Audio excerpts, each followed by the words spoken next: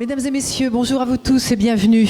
Merci de votre présence nombreuse pour cette conférence régionale pour l'emploi territorial en Limousin, et ce à l'aube de la fusion des régions.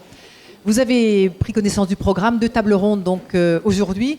Ce matin, la première va nous permettre de dialoguer et d'échanger sur les conséquences de la réforme territoriale en termes de gestion des ressources humaines. Et puis cet après-midi, nous parlerons et les statuts seront au cœur de nos échanges. Universitaires, élus, responsables de structures, agents seront au cœur donc de nos échanges. N'hésitez pas à poser vos questions, vos interrogations, à faire part également de vos commentaires ou de vos propositions pour donc ces 2 thèmes qui nous permettront d'envisager les perspectives, les contraintes et les évolutions liées à cette réforme. La journée va être filmée. Donc il sera possible de retrouver des extraits de cette journée sur les différents sites internet des centres de gestion. Et puis si vous prenez la parole, je vous demanderai de bien vouloir vous présenter très précisément.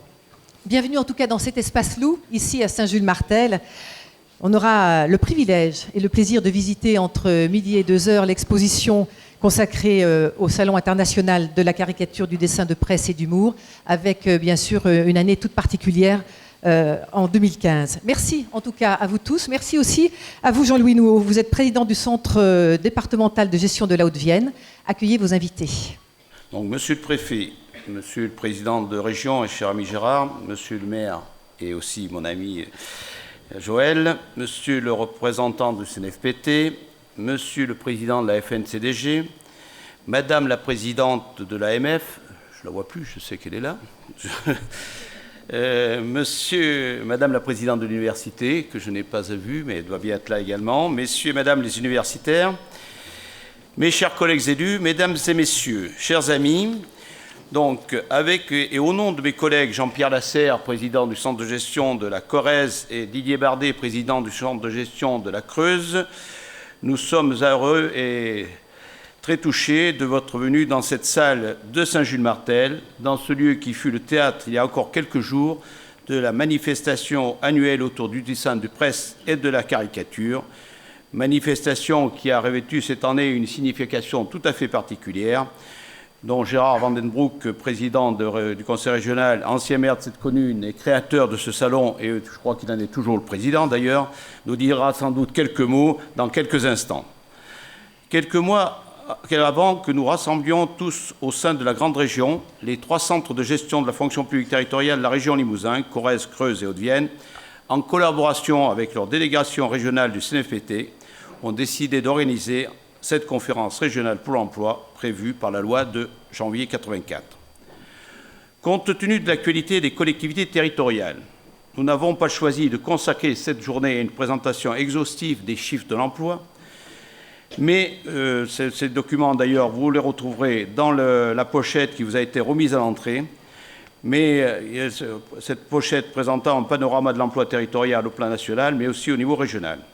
Mais nous avons fait surtout le choix d'ouvrir le débat d'une façon plus large à la réforme territoriale et à ses conséquences sur la gestion des personnels. Cette réforme fait l'objet depuis des mois de nombreux colloques, conférences, articles, etc.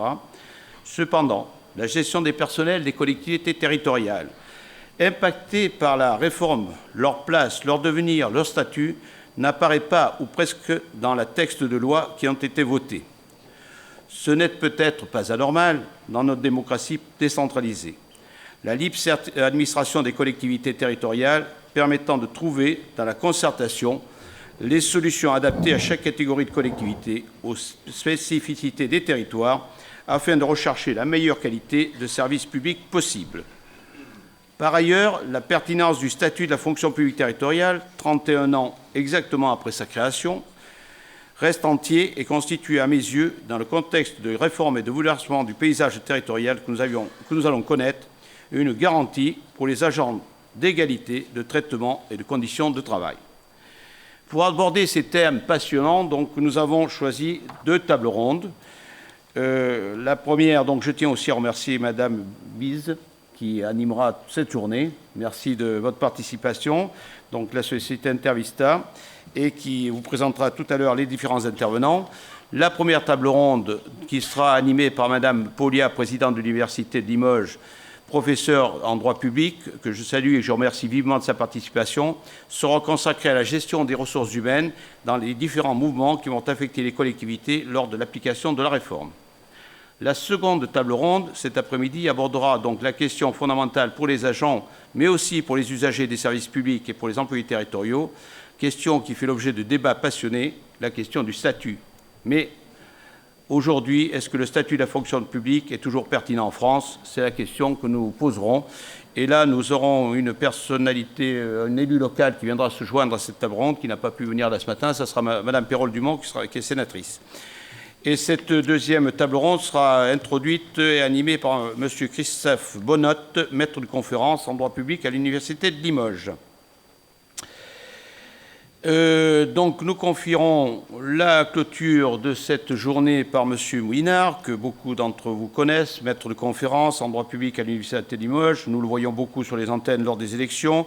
Nous le voyons beaucoup au centre de gestion de la Haute-Vienne parce que nous le faisons beaucoup travailler. Je le cherche, M. Mouinard, mais il est là-bas. Donc il participe beaucoup, il nous aide beaucoup au niveau du centre de gestion pour les concours. Et encore une fois, merci de votre participation, de votre aide. Un petit mot sur le déjeuner que nous servirons à midi, parce que ce déjeuner est réalisé par les AT du domaine de la Fontaine de Saint-Laurent-les-Églises, et ça concrétise un peu le partenariat des centres de gestion avec les différents acteurs qui œuvrent pour l'insertion des personnes handicapées dans le travail, et notamment dans la fonction publique territoriale. Donc, comme on vous l'a dit, comme vous l'a dit Mme Bise tout à l'heure, donc vous aurez tout plaisir pendant le déjeuner de visiter ce salon de presse de la caricature et surtout de découvrir le don qu'a fait Mme Wolinski à la commune de Saint-Jules-Martel avec le bureau de son époux. Et mon collègue Jean-Pierre Lasserre, donc président de la Corrèze, clôturera cette journée et nous délivrera ses conclusions après ces débats et clôturera la conférence. Donc avant de débuter cette journée, permettez-moi de vous remercier toutes les personnalités qui ont accepté de donner de leur temps précieux pour cette conférence, de remercier aussi les nombreux partenaires dont les logos sont affichés sur les différents supports, et vous avez reçu la documentation partenaire qui, grâce à eux, nous permettent de financer en ce jour ces débats. Je voudrais aussi remercier nos directeurs de centres de gestion, le personnel des centres de gestion et tous ceux qui ont participé à l'organisation de cette journée pour leur implication. Et je vous souhaite à tous de passer une bonne et intéressante journée. Et je vous passe la parole, Mme Bise, pour la poursuite. Merci à vous, Monsieur le Président Nouveau, président donc du Centre départemental de gestion de la Haute-Vienne.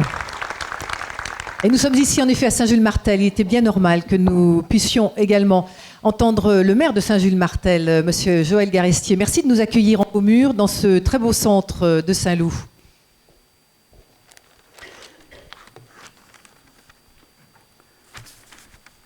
Monsieur le préfet, je suis heureux de vous accueillir aujourd'hui pour la deuxième fois en 10 jours dans notre salle, ce qui est un événement tout de même. Monsieur le président de région et de l'agglomération Limoges Métropole, alors lui on ne compte plus le nombre de fois où on l'accueille dans cette salle, qui est la sienne. Chers collègues, maires et élus, mesdames et messieurs les présidents des centres départementaux de gestion, c'est avec une très grande satisfaction que je vous accueille à Saint-Jules-Martel, dans cette salle contiguë à l'exposition du Salon de la caricature, du dessin de presse et d'humour, que vous pourrez visiter, comme on vient de vous le dire, en partie cette exposition, parce qu'il y en a une bonne partie qui a été démontée et qui était dans le gymnase. Mais vous pourrez, bien entendu, voir les dessins de Cabu, Charb, Honoré, Tinius et Wolinski, disparus tragiquement en ce début d'année. Nous leur avons rendu un hommage la semaine dernière. Je me permets de vous présenter succinctement notre commune. Notre commune, c'est une commune de 2700 habitants environ. Elle est membre de l'agglomération de Limoges, métropole, et connaît un essor continu depuis de nombreuses années. Nous avons donc la chance de nous situer dans une dynamique de croissance.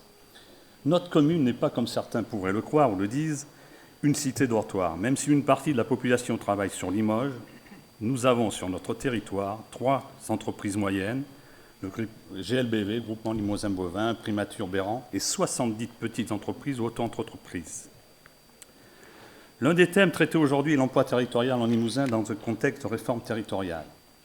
Même si ce n'est pas exactement le sujet de cette conférence régionale, je tiens à souligner l'importance des collectivités, des communes en matière d'emploi et leur niveau, à 3 niveaux. Nous avons besoin d'effectifs en personnel pour la satisfaction des besoins grandissants de nos populations en matière d'enseignement, de sport, de loisirs et de services. Mais nous agissons aussi sur l'emploi privé, puisque nous allons essayer de maintenir dans un contexte difficile nos niveaux d'investissement. Ces investissements sont pourvoyeurs d'emplois dans le secteur privé, notamment dans la construction immobilière et les travaux publics. Et puis je crois que nous avons aussi un troisième niveau, un troisième rôle à jouer, nous les collectivités, c'est le rôle social et de formation pour ceux, je veux dire un nom un peu barbare, qu'on appelle les inemployables. Je tiens à insister sur ce point-là qui me tient à cœur. Nous pouvons, par les emplois d'avenir ou autres emplois, faciliter l'insertion des jeunes en difficulté dans le monde du travail. Nous le faisons à l'échelle de Saint-Jules-Martel. Nous avons, je crois, 7 jeunes en contrat, ou moins jeunes en contrat actuellement. C'est une satisfaction pour nous de voir ces jeunes ensuite trouver du travail à l'issue de leur passage dans nos services. Et nous aidons aussi les personnes en fin de parcours professionnel, plus de 55 ans, à terminer celui-ci dans les moins mauvaises conditions possibles. Je tenais à préciser tous ces éléments qui sont les éléments des collectivités territoriales et des communes. Je reviens un peu au thème du colloque et à mon expérience personnelle en matière de réforme. J'avais, il y a encore un an, la charge d'une délégation régionale d'un établissement public national et j'ai été confronté à 2 réformes dont la dernière fut assez lourde. Regroupement de 6 régions administratives avec un objectif de baisse de 15% des effectifs. Je vous promets que cela vous amène à faire des choix et à la recherche de la meilleure efficacité. Heureusement, je l'espère, nous ne serons pas confrontés dans nos collectivités à une baisse aussi drastique des effectifs, mais tout de même à une forte adaptation des services. Je suis certain que cette journée va être bénéfique pour tous. Je vous souhaite donc un bon travail. Merci. Merci à vous, Monsieur le maire. Joël Garistier.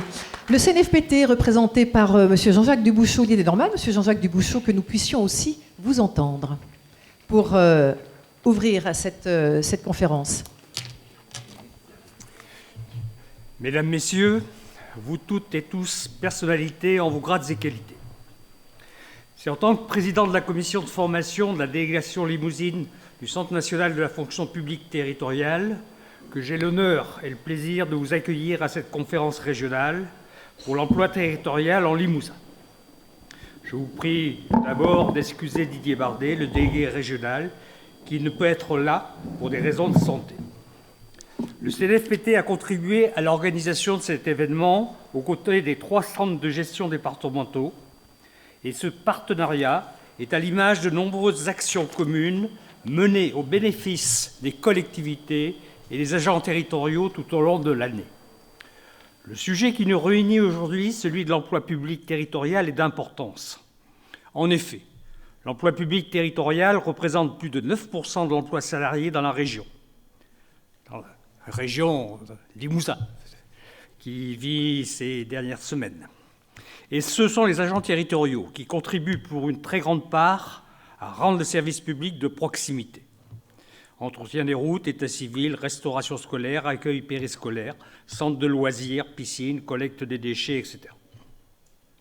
Les défis que nous avons à relever aujourd'hui en matière de gestion des ressources humaines sont multiples et ne pourront être relevés que grâce à la mobilisation de tous les acteurs. Le maintien et le développement des compétences des agents, l'accompagnement des changements d'organisation, l'accompagnement de la mobilité et des reconversions professionnelles sont au cœur de vos préoccupations et des nôtres et constituent le cœur de métier du CNFPT. Ainsi, nous serons attentifs aux débats et propositions de cette conférence pour adapter encore notre offre de services. Votre participation très nombreuse à cet événement marque votre intérêt et j'espère que les interventions et les échanges seront à la hauteur de vos attentes. Je vous souhaite une très bonne conférence. Merci, Monsieur Dubouchot.